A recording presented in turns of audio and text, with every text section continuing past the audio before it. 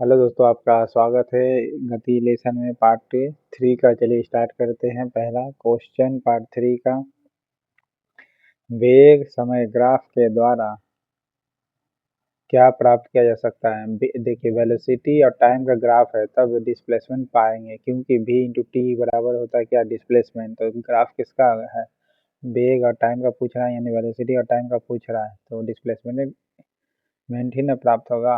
Okay, क्योंकि displacement बराबर क्या होता है, v इंटू टी। चाल के साथ साथ दिशा को भी व्यक्त करने वाली राशि को क्या कहा जाता है, वेलोसिटी कहा जाता है। चाल के साथ साथ दिशा को भी व्यक्त करता है तब वह राशि क्या कहेंगे, वेग यानी वेलोसिटी कहेंगे। ओके, चाल के साथ साथ दिशा भी व्यक्त करेगा तो उसे वेग कहेंगे।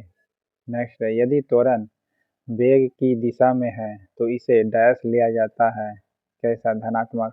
अगर वेलोसिटी ऐसे जा रही है तो एक्सेलरेशन भी ऐसे जाएगी तो वो पॉजिटिव होगी, ठीक है। अगर वेलोसिटी ऐसे जा रही है तो एक्सेलरेशन नेगेटिव हो जाएगी, तो इसका मतलब नेगेटिव कब होगी, जब धीरे हो जाएगी वेलोसिटी, तो एक्सेलरेशन नेगेटिव हो जाएगा। दूरी के साथ किसी वस्तु की स्थिति परिवर्तन को किस ग्राफ के द्वारा व्यक्त किया जाता है। दूरी समय ग्राफ को दर्शाया जाता है। ओके, दूरी और समय, दूरी के साथ किसी वस्तु की स्थिति परिवर्तन को किस ग्राफ के द्वारा व्यक्त किया जाता है, तो दूरी समय ग्राफ को दर्शाया जाता है। मुक्त अवस्था में गिरते हुए पिंड, एक पिंड के द्वारा तय की गई दूरी किसके समानुपाती होती है, तो गिरने में लगा समय के वर्ग के समानुपाती होती है। ओके, समय के वर्ग, गिरने में लगा समय के वर्ग के अनुपाती होती है। फिर से सुनिएगा, मुक्त अवस्था में गिरते हुए एक पिंड है, ओके, उसके द्वारा जो तय की गई दूरी होगी वह समानुपाती होगी, यानी प्रोपोर्शनल होगा। कब, जब जो समय हो रहा है ना उसका स्क्वायर कर देना, कब, जब गिर रहा होता है, तब गिर रहा हो तब टाइम का स्क्वायर कर देना है। मुक्त अवस्था में गिरते हुए एक पिंड के द्वारा तय की गई जो दूरी होगी, यानी डी जो होगा, जब गिर रही है तो टाइम का स्क्वायर कर देना और डायरेक्टली प्रोपोर्शन कर देना। किसी वस्तु का वेग नियत कहा जाता है तब, कब कहा जाता है, जब वेग का परिमाण और दिशा दोनों नियत हो। ओके, वेग का परिमाण और दिशा दोनों नियत हो तब किसी वस्तु का वेग नियत कहा जाता है। ओके, किसी वस्तु का वेग नियत कहा जाता है कब, जब वेग का परिमाण और दिशा दोनों नियत हो। पृथ्वी की सतह पर जहाँ वायु का घर्षण नगण्य हो, डैश वस्तु से गिरती है, कैसी, तो एक समान त्वरण से गिरती है। ओके, पृथ्वी की सतह पर जहाँ वायु का घर्षण नगण्य हो, ओके, तो वस्तु से गिरती है कैसी, तो एक समान त्वरण से गिरेगी। ओके, वायु का घर्षण एकदम नगण्य है तो गिरवे ना करेगी पृथ्वी की सतह से, तो एक समान त्वरण होगा ही होगा। ओके, निम्नलिखित में से एक अदिश राशि कौन है, दूरी जो है स्केलर क्वांटिटी है। ओके, यानी दूरी को अदिश राशि कहते हैं, स्केलर क्वांटिटी। यदि त्वरण वेग की विपरीत दिशा में है तब एक्सेलरेशन नेगेटिव हो जाएगा। ओके, वेलोसिटी के अगर एक्सेलरेशन धीरे हो रहा है तो अपोजिट में, तो एक्सेलरेशन नेगेटिव होगा।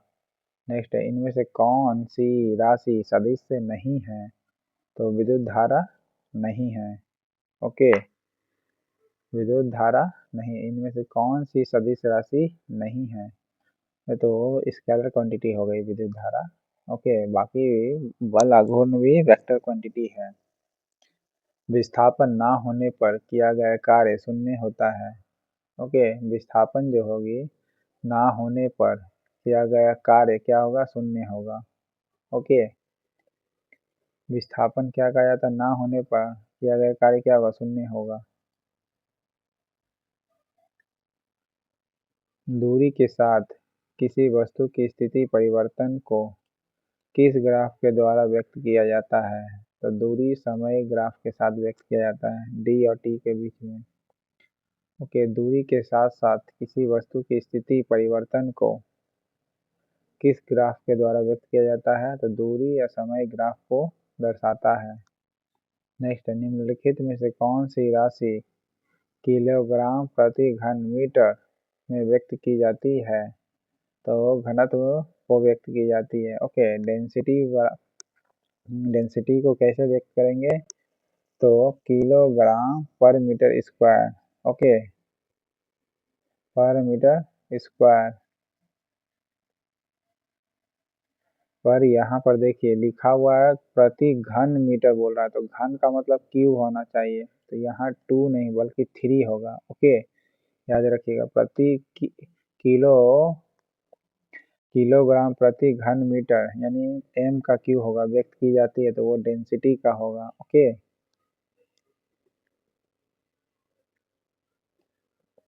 डैश किसी वस्तु के द्वारा तय की गई कुल मार्ग की लंबाई जिसे वस्तु के स्थानांतरित होने के दौरान कुल समय अंतराल द्वारा विभाजित किया जाता है, उसे क्या कहते हैं? औसत गति कहते हैं।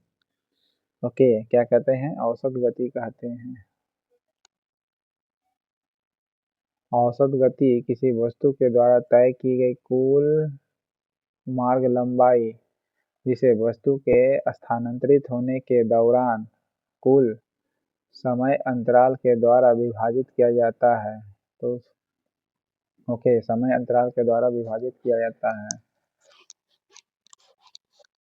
तो औसत गति कहेंगे। यानी ये कहने का मतलब है गति यानी वेलोसिटी बराबर क्या होता है? डी बाई टी के बारे में बात कर रहा है। ओके, वेलोसिटी बराबर क्या होता है? डी बाई टी के बारे में बात करना है।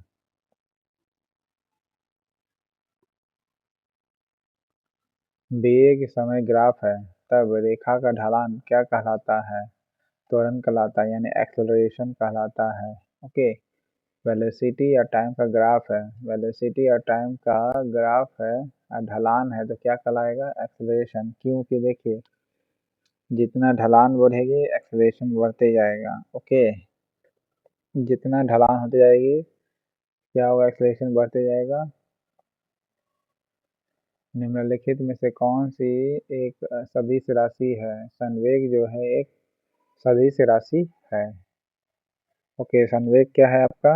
सदिश राशि है। संवेग क्या है आपका? सदिश राशि है। नेक्स्ट है, निम्नलिखित में से कौन सदिश राशि नहीं है? प्रेशर जो है ये पास्कल है, वेक्टर क्वांटिटी नहीं है, स्केलर क्वांटिटी है। ओके,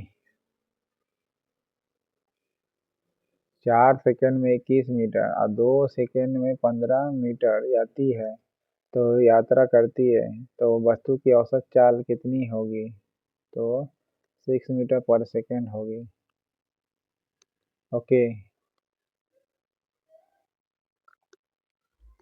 वस्तु के वेग में परिवर्तन की दर को क्या कहते हैं? एक्सेलरेशन कहते हैं। ओके, वेलोसिटी के परिवर्तन का जो दर है, ओके, वेलोसिटी के परिवर्तन का जो दर है उसे क्या कहेंगे भाई? एक्सेलरेशन कहेंगे। ओके,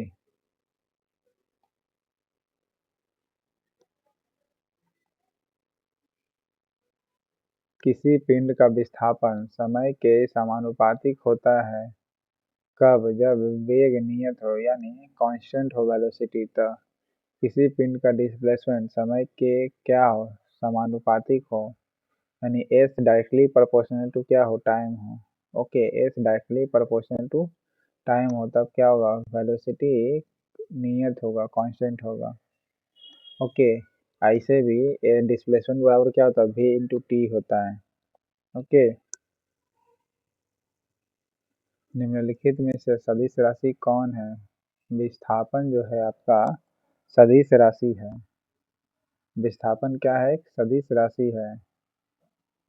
नेक्स्ट है, एक समान चाल के लिए समय के साथ तय की गई दूरी है उसका ग्राफ कैसा होगा?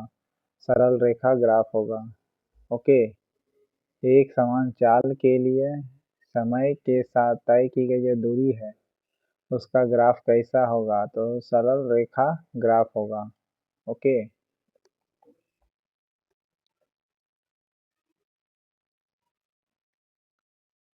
यदि वेग समय ग्राफ समय अक्ष के समानांतर हो तब क्या क्या हो सकता है। वस्तु नियत वेग से चल रही है यानी, ओके, दोनों के समानांतर हो।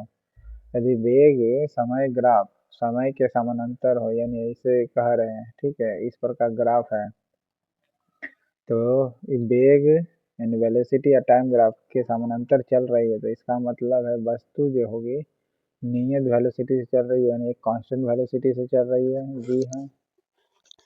दूसरा है इसके ग्राफ में हुए विस्थापन का मान का पता चल जाएगा, जी हाँ।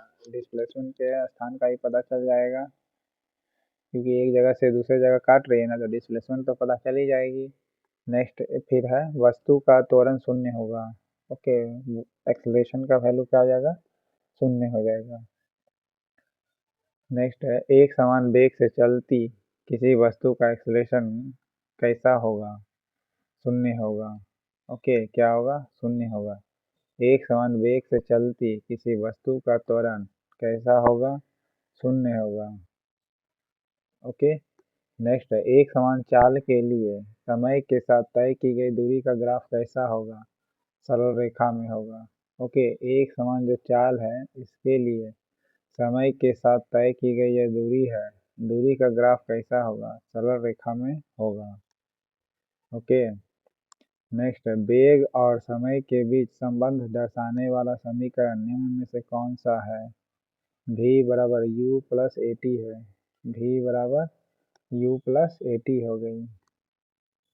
तो इस प्रकार से 60 क्वेश्चन था। चैनल पसंद आए तो लाइक करिए, सब्सक्राइब करिएगा। Thank you.